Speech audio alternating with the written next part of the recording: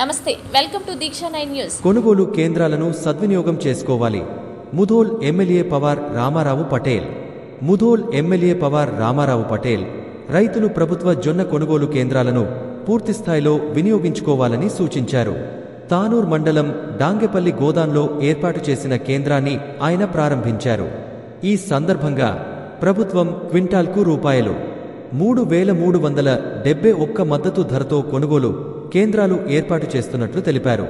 అలాగే జమ్మూ కాశ్మీర్లో ఉగ్రవాద దాడిలో ప్రాణాలు కోల్పోయిన పర్యాటకుల ఆత్మకు శాంతి కోరుతూ మౌనం పాటించారు.